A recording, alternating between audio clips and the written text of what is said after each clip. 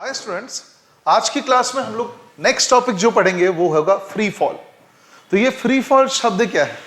इस शब्द को ध्यान देके अगर देखें तो फ्री फॉल का मतलब होता है अगर मैंने कोई ऑब्जेक्ट लिया, एग्जाम्पल के तौर पर मैं उठाता हूं एक कैमरा लेंस का कैप।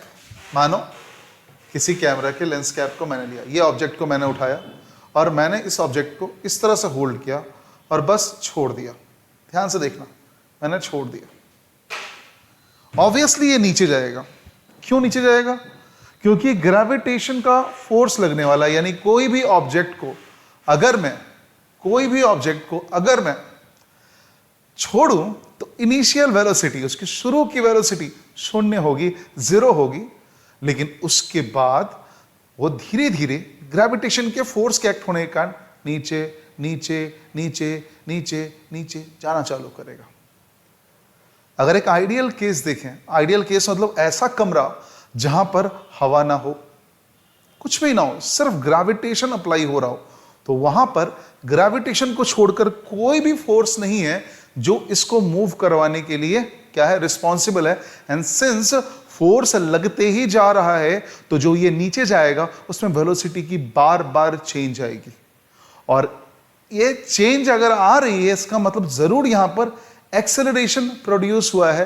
किस डायरेक्शन में? डाउनवर्ड्स में। और किसके कारण? वो है ग्रेविटेशनल फोर्स ऑफ अट्रैक्शन के कारण। यानी अगर कोई ऑब्जेक्ट को हमने होल्ड किया और सीधे लेट गो किया तो वो ऑब्जेक्ट धीरे धीरे नीचे ड्रॉप होगी। हर एक बीतते हुए समय के साथ उसकी वेलोसिटी बढ़ती जाएगी डाउनवर्ड्स डायरेक्शन में। इसका मतलब डाउनवर्ड डायरेक्शन वो एक्सेलरेट होगा। किसके कारण? ग्रेविटेशनल फोर्स के एप्लीकेशन के कारण। और वो एक्सेलरेशन को अपने लोग क्या बुलाते हैं आज तक?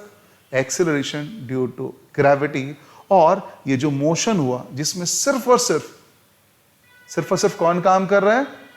कौन काम कर रहा है? सिर्फ और सिर्फ, फिर से ध्यान से, सिर्फ और सिर्फ ग्रेविटी काम कर रहा है, उसको हम लोग क्या बोलेंगे? फ्री फॉल बोलेंगे। तो सिंपल पीछे में वही बात लिखी हुई है कि अगर कोई ऑब्जेक्ट को अगर मैं सीधा ड्रॉप करूं किसी हाइट पर तो ये डाउनवर्ड्स ग्रेविटेशनल फोर्स के कारण नीचे जाएगा। जब ऑब्जेक्ट नीचे की तरफ जाता है, अर्थ के सेंटर की तरफ, तो हम कह सकते हैं कि ये ऑब्जेक्ट किस में कर रहा है? फ्री फॉल में जा रहा है। वहीं पर वेलोसिटी ऑफ ऑब्जेक्ट धीरे धीरे बढ़ता ही जाता है जैसे वो नीचे जाती है, और ये चेंज एक्सेलरेशन है ये बताता है। और ये एक्सेलरेशन किसके कारण आया है? तो ग्रेविटेशनल फोर्स के कारण आया है। इसी एक्सेलरेशन को हम लोग एक्सेलरेशन ड्यू टू ग्रेविटी बोलते हैं।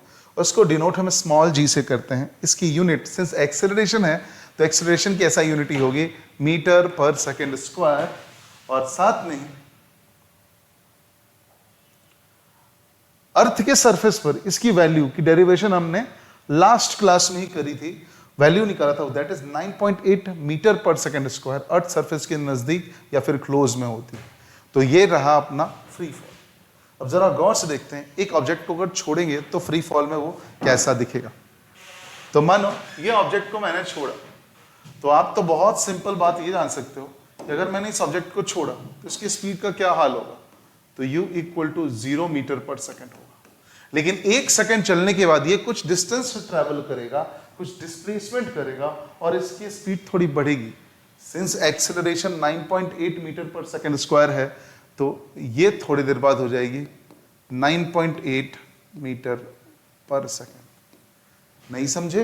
एक्सेलरेशन अगर 9.8 का है यानी वेलोसिटी जितनी भी पहले थी उससे 9.8 हर एक सेकंड बढ़ता जाएगा। तो 1 सेकंड जब चलेगा तो इसकी वेलोसिटी 0 से 9.8 होगी। दूसरे सेकंड जब चलेगा, 2 सेकंड जब चल देगा तो 9.8 और बढ़ेगी, 19.6 मीटर पर सेकंड स्पीड हो जाएगी। तुम बोलोगे 1 सेकंड और चलेगा तो कितना होगा? 3 टाइम्स होगा 9.8, 29.4 मीटर पर सेकंड।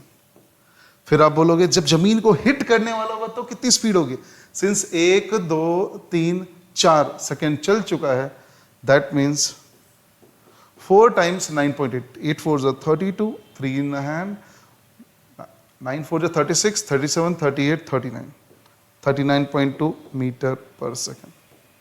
आप नोटिस करो, फिर से मैं रिपीट कर रहा हूं, अगर एक्सेलरेशन ड्यू टू ग्रेविटी है 9.8 मीटर पर सेकंड स्क्वायर, यानी एक सेकंड में वेलोसिटी की इंक्रीज कितनी होगी 9.8 मीटर पर सेकंड से।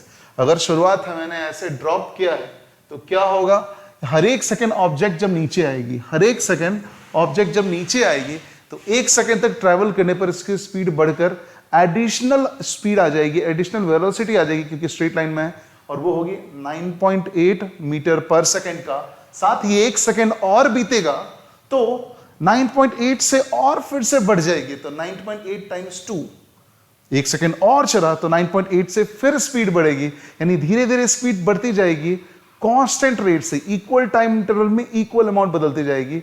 और ये किस तरह का मोशन है एक्चुअली में, तो ये मोशन है यूनिफॉर्मली एक्सेलरेटेड मोशन, और किस डायरेक्शन में प्रॉपर्ली, तो अर्थ के डायरेक्शन की तरफ। क्लियर है? तो इसके न्यूमेरिकल्स अगर हमको सॉल्व करने तो क्या करना पड़ेगा, सबसे पहले इक्वेशन ऑफ मोशन आपको आनी चाहिए। आप बोलोगे कौन सी इक्वेशन ऑफ मोशन, तो मैं लिख रहा हूं S equal to U T plus half A T square. सुना है इसके बारे में, ये आपको आनी चाहिए। दूसरा है V बराबर U plus A T, and third is V square minus U square equal to 2AS। ये आपके दिमाग में रहना चाहिए। अगर ये तीन इक्वेशन नहीं रहे तो इसके सवाल सॉल्व नहीं होंगे। जहां पर U इनिशियल वेलोसिटी, जहां से आप ऑब्जेक्ट ड्रॉप कर रहे हो, या फिर आप ड्रॉप करो या फिर आप ऊपर फेंक रहे हो, चाहे आप ड्रॉप करो तब भी सिर्फ ग्रेविटी के अंदर है, अगर एयर रेजिस्टेंस को हम इग्नोर करें तो। बट एयर रेजिस्टेंस होता है रियल लाइफ में, आप चीजें फेंकोगे, हवा का भी, एयर भी चलने के कारण जो फ्रिक्शन अप्लाई करती है, ड्रैग जो अप्लाई करती है, वो भी आता है। तो आप बोलोगे तो V है फाइनल वेलोसिटी, U है इनिशियल वेलोसिटी, और T है कितना समय लगा, कितना टाइम इंटरवल लगा ये मोशन होने में। वही S है डिस्प्लेसमेंट, जो यहां हाइट या डेप्थ का काम कर सकती है, कितने हाइट ऊपर गया, कितने डेप्थ नीचे गया। और वहीं A एक्सेलरेशन होता है, फ्री फॉल के केस में ये एक्सेलरेशन ड्यू टू ग्रेविटी हो जाता है, यानी G के तरफ होता है। अब मेन सवाल ये आएगा कि सर इसको अप्लाई करने के लिए पहले हम लोगों ने ना एक्सेलरेशन को पॉजिटिव या नेगेटिव लिया था, तो कैसे हम लोग यूज करेंगे। सबसे पहले तो आप एकदम बेफिक्र रहो। अगर आपको गौर से सोचना है तो एक चीज सोचो, कहां पर एक्सेलरेशन मोशन को सपोर्ट कर रहा है, कहां पर एक्सेलरेशन के डायरेक्शन में स्पीड बढ़ रही है, डाउनवर्ड्स। तो डाउनवर्ड्स मोशन में सिंस एक्सेलरेशन वेलोसिटी के साथ एड अप हो रहा है, स्पीड बढ़ते जा रही है, इसलिए जब भी ऑब्जेक्ट को आप ऊपर से नीचे ड्रॉप करो, मोशन नीचे की तरफ हो रहा हो, तो सब कुछ पॉजिटिव लोगे। और साथ में ही एक और चीज पॉजिटिव लोगे, जो है एक्सेलरेशन ड्यू टू ग्रेविटी, यानी A प्लस लोगे, यानी जो G की वैल्यू A की जगह पर डालोगे वो आएगा प्लस, नीचे वाला प्लस आएगा। वहीं पर जब आप ऊपर फेंकते हो तो आप देखते हो एक्सेलरेशन नीचे लग रही है, ऑब्जेक्ट ऊपर जा रही है, जितनी ऊपर जाएगी स्पीड घटेगी घटेगी घटेगी घटेगी। एक टाइम आएगा जो अपने पीक पॉइंट पर पहुंच के वो ऑब्जेक्ट अपनी वेलोसिटी लूज करके और फिर ग्रेविटी के अट्रैक्शन के कारण नीचे आना शुरू होगी। यानी जब ये ऊपर की तरफ जा रहा है तो समय के साथ स्पीड घट रही है, यानी एक्सेलरेशन की डायरेक्शन डिस्प्लेसमेंट के अपोजिट है। Since we are taking displacement velocity all as positive, तो acceleration negative वहां लेंगे। Is that clear? तो ये चीजें होंगी, ये दो बातें ध्यान देनी है आपको। सबसे पहली बात क्या, अपवर्ड मोशन में G की वैल्यू नेगेटिव लेंगे, वहीं डाउनवर्ड मोशन में पॉजिटिव लेंगे। क्यों? क्योंकि अपवर्ड मोशन में मोशन को स्लो डाउन करने का, डिसेलरेट करने का काम कौन करता है, एक्सेलरेशन ड्यू टू ग्रेविटी। वहीं मोशन को फास्टर एक्सेलरेट करने का काम कौन करता है, एक्सेलरेशन ड्यू टू ग्रेविटी। कहां पर, जब वो डाउनवर्ड मोशन होता है। तो चलिए इसमें जितने तरह के भी सवाल बन सकते हैं, जितनी तरह की चीजें हम सोच सकते हैं, उसको केस बाय केस बेसिस पर अपने लोग सिंपल वे में देखते हैं। Let's not blow it out of proportion. इसमें हम बड़ी कंफ्यूजन क्रिएट करने के बजाय इसको छोटे छोटे पीसेस में करके देखते हैं। लेट्स सी केस 1, अगर एक ऑब्जेक्ट को आपने ऊपर फेंका है, तो अभी हमने बात की थी कि वो ऊपर जाएगा तो पहले स्पीड घटनी चालू होगी जब तक कि वो टॉप तक ना पहुंच जाए, अपनी मैक्सिमम हाइट तक ना पहुंच जाए। तो वो जो मैक्सिमम हाइट तक जाएगा वही फाइंड करने का सवाल आ सकता है। पहला केस यही होगा। तो कैसा मोशन दिखेगा? तो मोशन में ये दिखेगा कि शुरुआत के समय में ऑब्जेक्ट था जिसकी कुछ इनिशियल वेलोसिटी थी, आई डोंट नो कितनी है पर कुछ है, बट वो ऊपर पहुंचकर v क्या हो जाता है? 0 हो जाता है। या एक्सेलरेशन क्या होगा? -g के आसपास होगा। ध्यान दीजिएगा, क्या होगा एक्सेलरेशन? -g के आसपास होगा, यानी -g के बराबर होगा। अब आपके दिमाग में आएगा, okay then how to find it? तो सिंपल, ये जो डिस्टेंस ट्रैवल करेगा उसी को हम लोग बोलेंगे height. How to find it? तो इक्वेशन क्या होगा? तो आप बोलोगे v square minus u square equal to 2s। Obviously v square minus u square equal to 2 into a into s। ये यूज करना सही रहेगा। जहां फाइनल वेलोसिटी 0 है, इनिशियल वेलोसिटी u स्क्वायर है, equal to 2 times minus g into S, जहां g की value क्या है? 9.8। या फिर अगर सवाल ने कहा है 10, तो कैलकुलेशन की आसानी के लिए हम 10 भी लेते हैं। अब देखो ये 0 तो गया, तो minus U square equal to -2gs। Cancel. Where we get this displacement, जो हम लोगों ने फिगर में h से दिखाया, ये h क्या होगा? ये 2g डिवाइड में आएगा, that will B u square by 2g। तो मैं पहले डिस्प्लेसमेंट की फॉर्म में निकालता हूं, फिर जैसा फिगर में बनाया वैसा देखेंगे। यानी s equal to U square by 2g equal to h। This will be the main crux. अब देखिए, जब भी सवाल में आए, अगर ये MCQ फॉर्मेट में आया है तो आपको प्रोसेस दिखाने की जरूरत नहीं है। अगर आपने डेरिवेशन और लॉजिक अच्छे से पढ़ा है तो you do it in expression और बाद में वैल्यू पुट करो। बट मैं सॉल्व करूंगा इसलिए कि I want to create foundation for you, तो मैं इसको सिंपली वे में ही ट्रीट करूंगा। तो यहां सवाल आया है कि एक बॉल को मैंने ऊपर फेंका है at a velocity of 98 metre पर second. Find the maximum height to which it rises. आपके पास 10 सेकेंड है ये सोचने के लिए। Think it fast.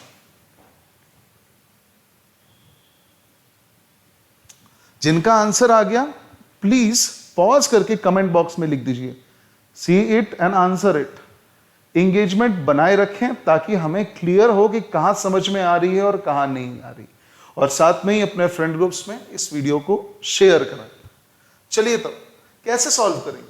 तो simple, v square minus U square equal to 2a, और हाइट को मैं h से रिप्रेजेंट करूंगा। क्लियर है? अब v square 0 square minus U square equal to 2 times minus 9.8 into h। I don't know what the h is. U square क्या होगा? अब देखो, माइनस यू स्क्वायर यानी 98 इंटू 98 इक्वल टू, ये पूरा माइनस बाहर आ गया, 2 into 9.8 into h। Minus minus गया। अब डिवाइड में उधर लेके जाए तो क्या आएगा?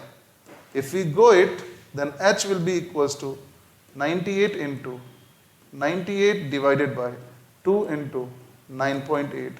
और अगर 9.8 को तुम फ्रैक्शन के फॉर्म में लिखोगे तो ये 10 टाइम्स में कट कर देगा, और ये 2 5 10।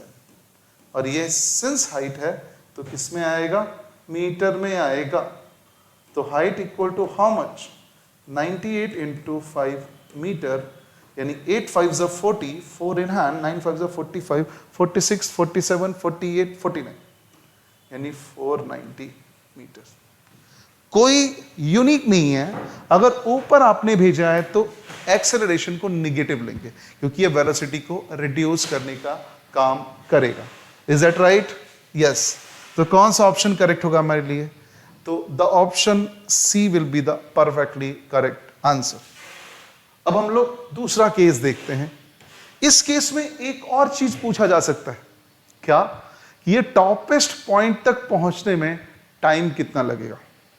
गौर से देखना, टाइम टेकन टू असेंड, ऊपर जाने में टाइम कितना लगेगा, तो उसको देखते हैं। Time of ascend, time of ascend, ये भी पूछा जा सकता है कि नीचे से ऊपर पहुंचने में टाइम क्या लगेगा। तो लेट्स इमेजिन ये u है और ऊपर पर v इक्वल टू 0 है और यहां h है जो होता है u square by 2 times g। जरा सोच के देखते हैं क्या क्या अप्लाई कर सकता है टाइम पीरियड। v बराबर v equals u plus at, then v equals to u plus at, final 0 u plus minus g into t, 0 equal to u minus gt, उधर भेजिए तो u equal to gt, then total time equal to u by g। अपने दिमाग में इसको रखिएगा।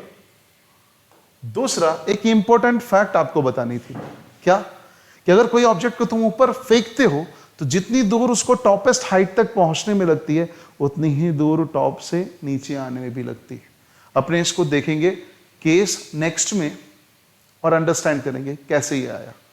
और फिर एक बड़ी यूनिक चीज जानोगे कि टोटल टाइम टेकन इस वाले टाइम का डबल होता है, यानी ऊपर जाने और नीचे आने दोनों का टाइम मिला के, यानी एसेंड और डिसेंड का दोनों का टाइम क्या हो जाता है, बराबर हो जाता है। क्लियर है? क्लियर है? चलिए हाँ, अब नेक्स्ट केस देखते हैं अपने लोग। Next case is object is throwing upward, time taken to return to the surface. यानी एक ऑब्जेक्ट मैंने लिया, उसको फेंका, ये गया, थोड़ा ऊपर गया, थोड़ा ऊपर गया, फिर नीचे आया, फिर नीचे आया, यानी अप अप डाउन डाउन। इस पूरे में टाइम क्या होगा? इसके लिए कौन सा इक्वेशन यूज करोगे? जरा ध्यान से करोगे, सोचोगे अगर, तो अपने आप आइडिया आ जाएगा। जरा सोचिए टाइम। तो इसके लिए आपको कुछ और नहीं करना पड़ेगा, s equal to U T plus half A T square apply करना पड़ेगा। एक्सेलरेशन सिंस हमेशा नीचे की तरफ लग रहा है, तो ओवरऑल मोशन के लिए हम एक्सेलरेशन को क्या रखते हैं, निगेटिव, और टोटल डिस्प्लेसमेंट क्या आएगी, 0। तो क्या लिखोगे, U T plus half minus G into T square. जरा गौर से देखिएगा, यानी 0 इक्वल टू टी कॉमन ले लीजिए, u minus G by 2 into T. अब दो चीजों की मल्टीप्लीकेशन अगर मैं 0 करूं, गौर से देखिएगा, ध्यान दीजिएगा आप, मैं सिर्फ s बराबर u T plus half A T square में simple ideal sign convention apply कर रहा हूं कि ऊपर से फिर उसी जगह पर आने में टोटल डिस्प्लेसमेंट 0 होगा। और मोशन की शुरुआत सिंस ऊपर की तरफ हुई थी तो उसको अपोज कौन कर रहा था, हमारा एक्सेलरेशन, इसलिए जी निगेटिव लिया, टोटल कैलकुलेशन किया। इस पूरे में फैक्टराइजेशन अगर हम अप्लाई करें तो ये दो पार्ट में ब्रेक होगा, ये 0 होगा। दो पार्ट 0 होने के क्या क्या कारण हो सकते हैं? पहला बात, दो चीज की मल्टीप्लीकेशन, एक ये पार्ट है और एक ये पार्ट है, ये दो पार्ट की मल्टीप्लीकेशन 0 तभी हो सकती है आइदर ये 0 हो,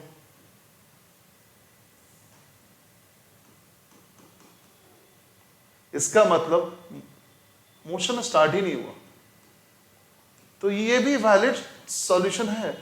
बट हम जानते हैं मोशन हमने किया है और वो ऊपर गया के आया है, तो हमारे लिए नो मोशन क्या हो जाएगा, इनवैलिड सॉल्यूशन हो जाएगा अभी के लिए।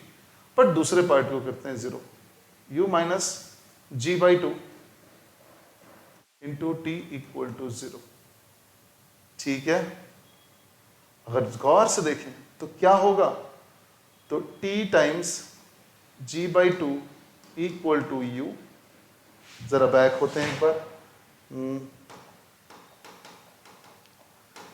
उस कैलकुलेशन को मैं यहां ले आता हूं, देखिएगा राइट हैंड साइड लेके जाओ तो g/2 times t equal to u आएगा, yes, then t equal to 2 times u/g। इस पूरे जर्नी में बॉल सिंस सरफेस से ऊपर रही तो इसी को हम लोग बोलते हैं टाइम ऑफ फ्लाइट। ये टोटल जर्नी का टाइम लगा, गौर से देखिएगा क्या लगा, ये टोटल जर्नी का टाइम लगा। और नोटिस कीजिएगा पहले अगर हम लोग को पता हो तो टाइम ऑफ एसेंड ऊपर जाने का टाइम u/g आ रहा था, तो जरूर टाइम ऑफ डिसेंट क्या होगा u/g, और टाइम ऑफ फ्लाइट पूरे हवा में रहने में जितना देर लगा ऊपर जाने में उतना ही नीचे आने में, तो u time of ascent plus time of descent, ये रूल है। तो जो हम लोगों ने केस 1 के लास्ट में डिस्कस किया था कि ऊपर जाने में जितना वक्त लगेगा उतना ही नीचे आने में वक्त लगेगा, तो हम लोगों ने केस 2 में फाइंड आउट करके देखा कि कैसे हुआ ये। अब आगे सवाल आएगी बहुत प्यारी सी कि a ball is thrown vertically upwards, इतने बरस रिटर्न करने में कितना टाइम लगेगा। बेटा कभी भी इसको आप सॉल्व मत करना जिस तरह से इधर हमने सॉल्व किया, नहीं। क्यों? क्योंकि आपके सिलेबस के अकॉर्डिंग जो भी सवाल आएंगे ना, उस सवाल में साइन कन्वेंशन ऊपर जाने पर -g, नीचे भेजने पर +g, ये याद रखना है। तो आप बोलोगे ओके, तो मैं 2 तरीके सॉल्व कर सकता हूं। पहला तो फॉर्मूला, यस, फॉर्मूला क्या होगा, तो फॉर्मूला अगर आपको याद है और ये अगर MCQ है तो आप लिखोगे okay, total time of flight या टोटल टाइम टेकन उड़ के वापस आने में, दैट इज 2u/g, तो 2 times 98 divided by 9.8 second, 10 times 10 to the 20 second। या फिर, और हम जानते हैं टाइम ऑफ एसेंड और टाइम ऑफ डिसेंड बराबर है, ऊपर जाने का टाइम निकालना आसान है। कैसे? डाउन डाउन डाउन डाउन, ये ऑब्जेक्ट है, मैंने ऐसे फेंका 98 मीटर पर सेकंड से, टॉप पर जाकर ये हो गया v इक्वल टू 0 मीटर पर second. And since upward motion है तो मैं अप्लाई कर सकता हूं, ध्यान से देखिएगा, अप्लाई कर सकता हूं क्या, नोटिस करना ध्यान से, अप्लाई क्या कर सकता हूं, v बराबर u प्लस at, जहां पर फाइनल वेलोसिटी 0 होगा, इनिशियल वेलोसिटी 98 होगा, प्लस -g 9.8 लगेगा इंटू टी, इधर ले आइए तो -98 equal to -9.8 T, cancel out cancel out, divide मारेगा तो t इक्वल टू 10 सेकेंड लगेगा, और ये है टाइम ऑफ एसेंड।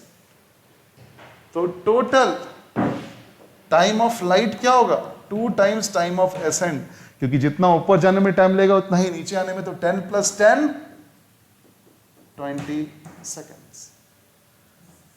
तो 2 तरीके हैं इसको करने के, एक बुद्धिमान बन के, एक फॉर्मूला याद करके।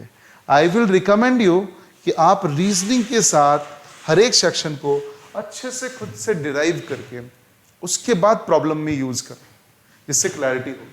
You can note it down if you want to. हम लोग नेक्स्ट टॉपिक में एंटर करेंगे।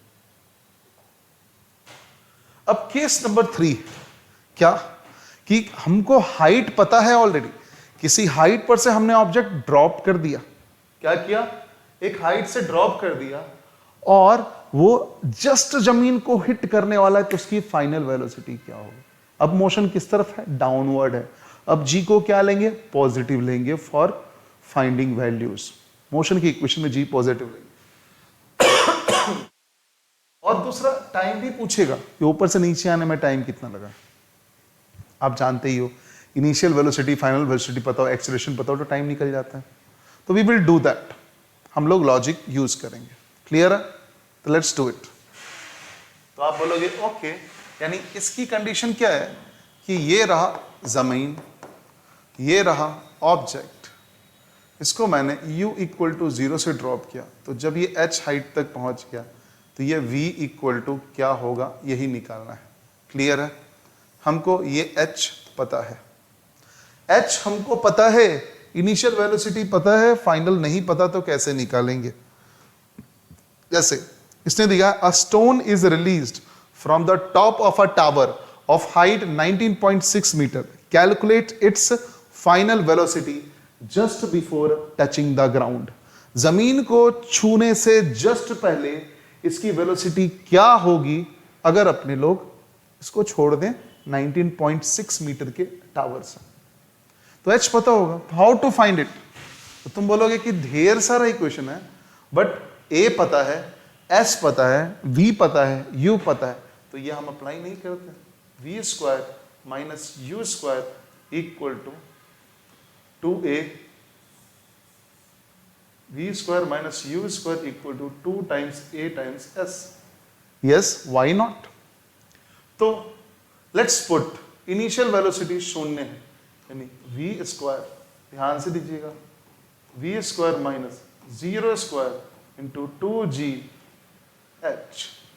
तुम बोलोगे ओके, यानी V square equal to 2 times g times h, then v equal to under root 2g h। Final velocity आपको पता है, गौर से देखिएगा, फाइनल पता है, इनिशियल पता है। और अगर कोई इंसान पूछ ले आपसे कि ओके ऊपर से नीचे आने में टाइम क्या लगा है, तो आप बोलोगे v बराबर फॉर टाइम ऑफ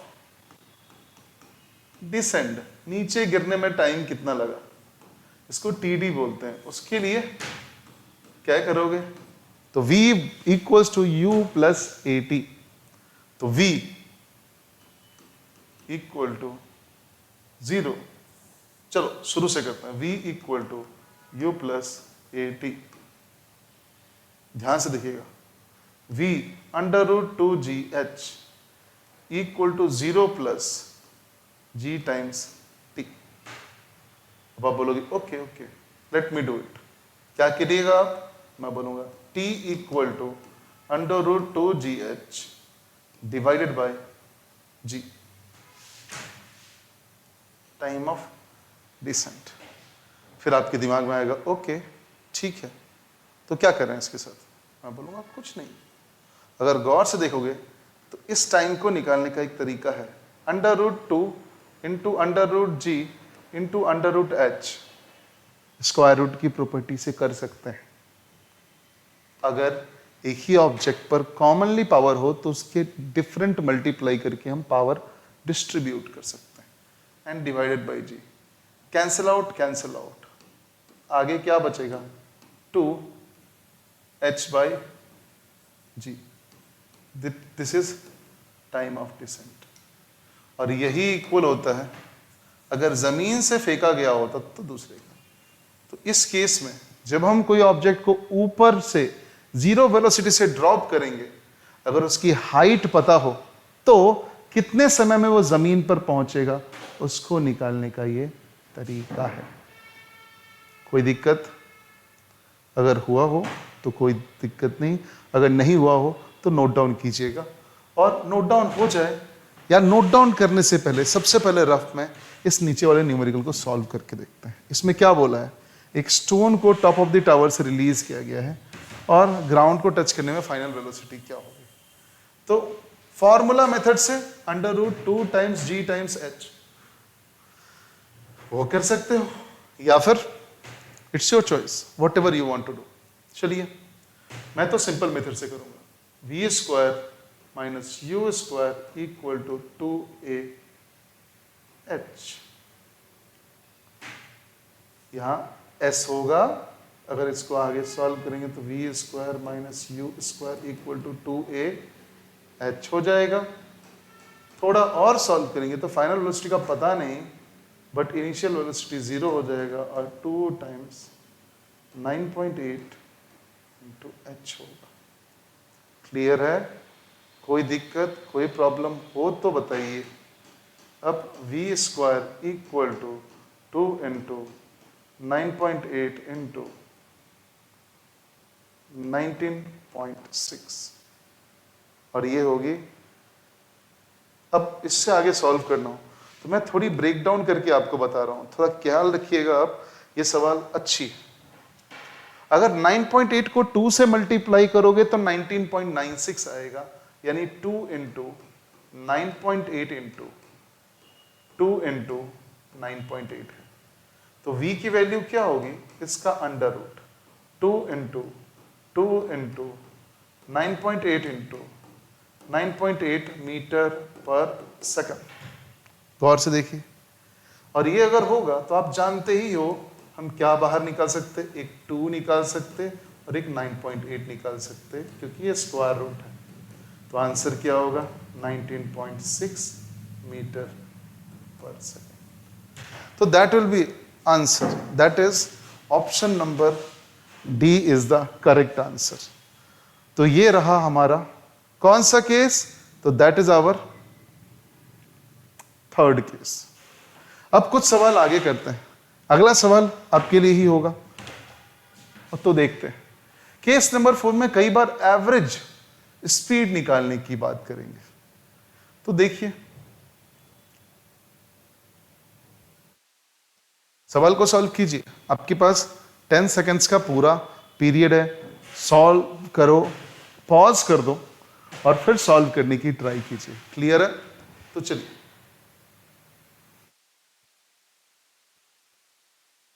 सवाल क्या कह रहा है कि कार है जो एक खाई के किनारे पर है और वहां से गिर रहा है। आपके दिमाग में एक सवाल जरूर आएगा कि भैया फिजिक्स के बुक वालों को ये चिंता नहीं है कि कार के अंदर आदमी होगा या कार गिर के टूट जाएगा, उनको ये चिंता है कि कार गिरेगा तो कितने जोर से गिरेगा, कार जिस खाई से गिर रहा है वो कितना गहरा होगा, और लास्ट में एवरेज स्पीड क्या है। तो इन फिजिक्स प्रैक्टिकल प्रॉब्लम्स होते हैं, और since it is a one of the case जहां पर फ्री फॉल अप्लाई हो सकता है, इसलिए हम कर रहे हैं। सच में धक्का मार के किसी ने नहीं किया है, ओके। तो ऐसी सोच आए तो छोड़ने का, ये बिल्कुल वही लॉजिक है। जब यूनिटरी मेथड आप सीखते हो तो 15 केले और 10 या 1000 एप्पल कौन खरीदेगा अपने घर के लिए, वही वाला लॉजिक है। मैथ में उस तरह के प्रॉब्लम, प्रैक्टिकल प्रॉब्लम्स को सॉल्व करने के लिए होता है जब आप मल्टीपल कॉम्बिनेशन ऑफ ऑब्जेक्ट्स को खरीदते हो। वो है लीनियर इक्वेशन इन 2 वेरिएबल का। यहां पर हम फिजिकल सिनेरियो क्रिएट करते हैं जो रियलिटी में पॉसिबल है बट असल में हुआ नहीं है, ताकि हम मोशन कैसे वर्क करता है उसके लॉज से प्रिडिक्शन कर सकें। तो देखते हैं क्या है। तो यहां पर जो सॉल्यूशन होगा उसकी शुरुआत आप क्या पता है उससे चालू करोगे। Given time equal to 0.5 second, शायद ये दिया हो, यस। और ऊपर से नीचे जा रहा है तो आप एज्यूम कर सकते हो u इक्वल टू 0। तो आपको क्या फाइंड करना है, v। सिंस ये डाउनवर्ड हो रहा है, g को क्या लेंगे, पॉजिटिव। तो सबसे पहला पार्ट v बराबर u प्लस at। एक्सप्रेशन पता, टाइम पता, इनिशियल वेलोसिटी पता है, तो फाइनल कितनी होगी, फाइनल होगी 0 प्लस g को 10 लेना है और टाइम है हाफ सेकेंड, तो 0.5 and this will be metre पर सेकेंड। आंसर विल बी, जिस स्पीड से वो जमीन पर टच करेगा, ये फाइनल वेलोसिटी, वो होगा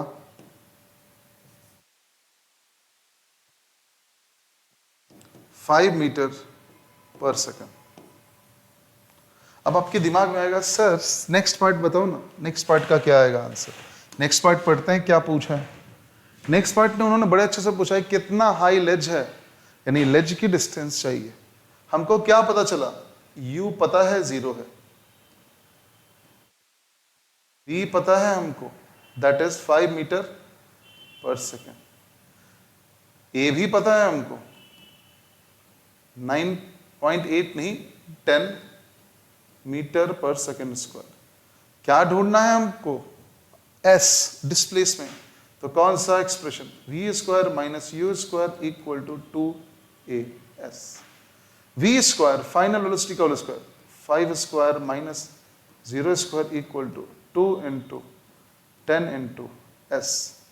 तो s क्या होगा, 25 डिवाइडेड बाय 20। नोटिस करो क्यों ऐसा किया, 5 5 से 25 और नीचे 20 गया, जरा ध्यान से दिखेगा तो हो रहेगा 12.5 डिवाइडेड बाय 10 मीटर, इसका मतलब 1.25 मीटर। ये सेकेंड पार्ट, ये सेकेंड पार्ट होगा। अब लोग पूछ लेंगे आपसे कि थर्ड पार्ट क्या होगा। तो थर्ड पार्ट में अगर देखोगे ध्यान से, ये सेकेंड पार्ट है बेटा, ये फर्स्ट पार्ट की सॉल्यूशन है। Third part average speed, average speed यानी थर्ड पार्ट। एवरेज स्पीड कोई पूछे तो ऊपर फॉर्मूला लिखा है total displacement upon total time, पर यह एवरेज वेलोसिटी है। एवरेज स्पीड थोड़ा अलग होगा। एवरेज स्पीड बोलता है total distance upon total time. अब यहां ऊपर से नीचे ही आया है तो डिस्टेंस लो या डिस्प्लेसमेंट लो, आंसर सेम आएगा। ये स्ट्रेट लाइन मोशन हुआ है तो आप तुरंत देखोगे कि टोटल डिस्टेंस क्या है, तो बूम यानी 1.25 मीटर डिवाइडेड बाय कितना सेकेंड, हाफ सेकेंड, तो इट विल बी 2.5 मीटर पर second. That will be the average speed. तो देखिए, सोचिए, हम लोग अब मूव करेंगे इससे आगे वाले टॉपिक पे। तो अभी तक समझ में आया होगा, चेक कर लो एक बार अभी तक। एनी इश्यूज, एनी डाउट्स, कुछ भी दिक्कत हो बोलने का। अब अपने लोग आते हैं नेक्स्ट टॉपिक पर। नेक्स्ट टॉपिक है क्या, तो कुछ सवाल होंगे। तो चलिए इस सवाल को देखिए और करने की कोशिश कीजिए।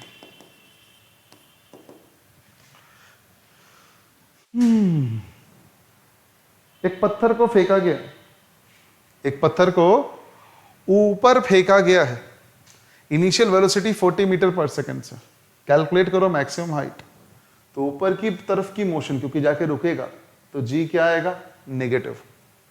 नेट डिस्प्लेसमेंट, अरे क्या बात कर रहे हो यार, नेट डिस्प्लेसमेंट ऊपर गया और नीचे आया, नेट डिस्प्लेसमेंट 0 होगा। और टोटल डिस्टेंस कवर्ड वो तो आपको पता चलेगा। तो चलिए शुरू करते हैं। जिन जिनका आंसर आ गया कमेंट बॉक्स में लिख दीजिए टाइम स्टैम्प के साथ कि कितने बजे हम लोग ये सवाल कर रहे हैं, कितने मिनट पर, उसके साथ, ताकि लोगों को हेल्प मिल जाए, हुआ चेकिंग आउट। चलिए, तो सबसे पहला पार्ट में बोलेगा मैक्सिमम हाइट। कौन सी इक्वेशन का यूज होगा बच्चे, बताइए। V square minus U square equal to 2 into A into S. ऊपर जा रहा है इसलिए 2 इंटू माइनस 10 इंटू एस, जो मेरे को नहीं पता। ये क्या नहीं पता मेरे को, डिस्प्लेसमेंट ही तो ये आया। अब वी स्क्वायर 0 स्क्वायर टॉप पर पहुंच के रुक जाएगा। इनिशियल स्क्वायर हमको नहीं पता, सवाल में दिया हुआ है 40 का whole square. Let's solve it. Minus 40 into 40 equal to minus 2 10s are 20 into s. Minus minus कौन, 20 2s are 40, so height of the maximum height जिस पर जाएगा 40 इंटू 2 80 मीटर हो जाएगा, यानी 80 मीटर तक ऊपर गया। अब सवाल आता है दूसरा पार्ट कि 80 तक ऊपर गया और 80 तक नीचे आया, जहां फेंके थे वहीं पहुंचा, इनिशियल फाइनल पोजीशन में कोई चेंज नहीं, तो नेट डिस्प्लेसमेंट होगा क्या, नहीं। तो S equal to 0, net displacement क्या है, 0। पर तीसरा सवाल सबसे इंपॉर्टेंट, टोटल डिस्टेंस कितना कवर किया। अरे बेटा ये चला कितना, डिस्प्लेसमेंट मतलब होता है पोजीशन में चेंज कितना है। अरे पहले भी वही पोजीशन थी जमीन पर, अभी भी वही है, हवा में उड़ के वापस आ गया, पर चला कितना। आप जब सुबह रनिंग करते हो, जॉगिंग करते हो, तो आप घर से निकलते हो और वापस आते हो। ऐसा थोड़ी होता है कि जाने टाइम में 4000 स्टेप और आने टाइम में माइनस 4000 स्टेप जुड़ के 0 हो गया। डिस्प्लेसमेंट 0 होगा बेटा, क्यों, क्योंकि तुम्हारी लोकेशन नहीं बदली, लेकिन डिस्टेंस में all quantities are added successively. तो यहां डिस्टेंस क्या होगा, ऊपर जाने में डिस्टेंस होगा 80 मीटर और नीचे आने में दैट इज 160 मीटर। क्लियर है? देखिए, सोचिए, टर्म्स में नहीं फंसने का है, क्लैरिटी के साथ। Total distance covered 160, top point पर कहां जाएगा? 80 पर जाएगा, लेकिन जर्नी में टोटल डिस्प्लेसमेंट क्या होगा? 0 होगा। अब कुछ ऑब्जर्वेशंस हैं जो आपको क्लियर करवाएगा कि फ्री फॉल माने क्या। फ्री फॉल में एक चीज मैं हमेशा बोल देता हूं कि अगर सिर्फ ग्रेविटी काम करे तो फ्री फॉल है। तो याद रखना, ये फ्री फॉल सिर्फ ग्रेविटी हमारे आम जीवन में नहीं हो सकता। हमारे आम जीवन में बहती हुई हवा है, फ्लोइंग विंड्स हैं, जो ऑब्जेक्ट को हिट करेंगे और वो भी फोर्स लगाएंगे। तो यस, ऐसा नहीं होगा। यानी अगर मैं किसी तरह से एक रूम के अंदर हवा की फ्लो को रोक दूं, वैक्यूम क्रिएट कर दूं, और एक फेदर लूं और एक 50 kg का बॉक्स लूं और स्टॉप करूं, वो दोनों एक रफ्तार से गिरेंगे। क्यों? क्योंकि इनिशियल वेलोसिटी 0 थी, एक सेकंड के बाद अभी भी कितने से स्पीड बढ़ेगी? 9.8 से, अगले सेकंड में फिर 9.8 से, अगले सेकंड में फिर 9.8 से, फिर अगले सेकंड में 9.8 से। दैट मीन्स दोनों सेम रेट से नीचे फॉल होते हुए दिखेंगे अपने को। तब तुम लोग अभी रील में या फिर टीचर या फिर स्कूल के एग्जाम में पूछ लिया जाता है कि इफ इज इट सो, अगर ऐसा ही है तो, अगर ऐसा ही है तो मैं एक काम करता हूं, मैं एक पेपर के 2 टुकड़े फाड़ता हूं। ऐसा ही है तो मैं एक पेपर के 2 टुकड़े फाड़ता हूं, दोनों की मास तो सेम होगी क्योंकि हाफ हाफ हमने लिया है, और एक को क्रश करके ये बनाता हूं और दूसरे को क्रश करके। अगर आपका कहना है कि दोनों सेम रेट में गिरना चाहिए अगर मास सेम है तो, क्योंकि ग्रेविटी का फोर्स सेम लगेगा, तो चलो बताओ। Acceleration due to gravity same है, इसलिए m है तो अगर m इक्वल है तो m इंटू ए भी इक्वल होगा और इसकी मूवमेंट भी इक्वल होगी। चलो बताओ कैसे? ये तो गेम हो गया ना। यानी जो पेज को मैंने क्रम्पल करके छोटा किया था वो फास्टर गिरा, और जो पेज बड़ा था वो स्लोअर गिरा, वो फ्लाई होते हुए डाउन गया। क्यों? सिंपल एक रीजन के कारण। जब फ्लैट पेपर नीचे था तो नीचे हवा थी, हवा उसको अपवर्ड पुश दे रही थी। कहने का मतलब ये ठहरा पेपर, नीचे की एयर इसको पुश कर रही थी, तो ये होगा फोर्स ड्यू टू एयर, और नीचे mg लग रही थी।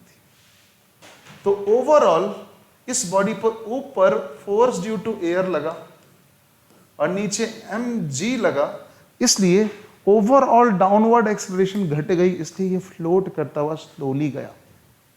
वहीं कॉन्ट्ररी, जब मैं पेज को क्रम्पल कर दिया तो एरिया ऑफ डिस्ट्रीब्यूशन घट गई बेटे, और सरफेस पर ज्यादा एयर पार्टिकल टकराए ही नहीं, वो एयर को कट थ्रोट करते हुए चला गया। मास सेम होने के बाद भी इसलिए डिफरेंट है कि हां, आसपास में जो हमारे आम एनवायरनमेंट में अवेलेबल होते हैं एयर, उनका भी फ्रिक्शन लगता है, लिक्विड उसका फ्रिक्शन भी लगता है, उसके द्वारा भी फोर्स लगती है। हैंस अभी जो मैंने पेपर की बॉल और एक पूरा paper same half half page का जो ड्रॉप किया, वो फ्री फॉल नहीं है। बट वैक्यूम के अंदर इन दोनों को ड्रॉप करूं तो एग्जैक्ट सेम रेट से फॉल होगा, क्योंकि अर्थ के क्लोज रहने पर acceleration due to gravity is a constant number, fairly constant number. Vary करता है बट फेयरली कांस्टेंट है उस लोकेशन के लिए। दोनों ऑब्जेक्ट के लिए क्या रहेगा? सेम रहेगा। क्लियर है? तो पहला पॉइंट लिखते हैं। अगर क्लियर है तो फर्स्ट पॉइंट अपने को लिखने की बारी आ गई। क्या फर्स्ट पॉइंट अपने को लिखना पड़ेगा? 1 मिनट रुक जाइए। What will the first point? That will B right. तो हम लोग एकदम समझते हुए पॉइंट लिखेंगे। पहला, what is the first point? तो फर्स्ट पॉइंट में अपने लोग साफ साफ समझेंगे कि क्या मतलब है। तो लिखिए, if an object, if an object, if two objects, if two objects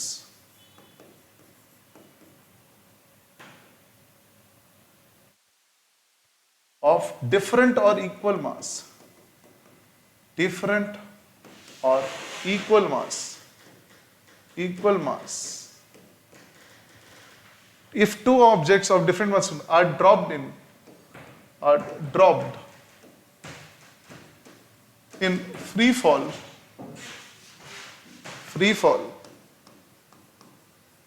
in vacuum, they will drop at same rate. वो एक ही रेट से नीचे आएगा. रीजन क्या है? एक रेट से नीचे आने का रीजन क्या है? सोच के बताइए. एक रेट से नीचे आने का रीजन बहुत सिंपल है.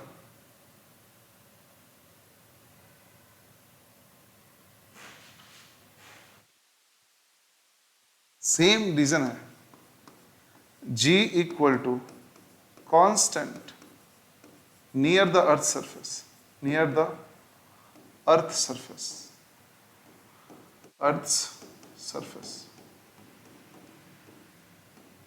और ये किसका एग्जाम्पल है? Example of free fall.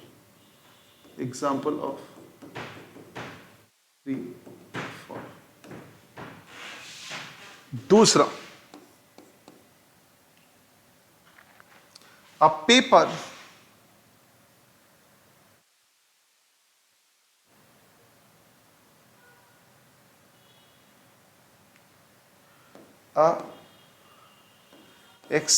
a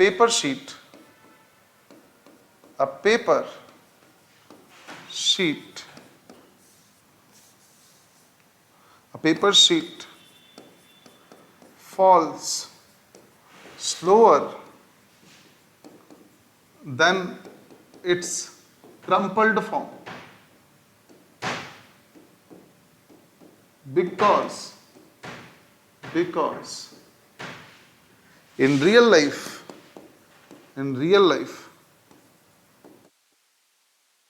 apart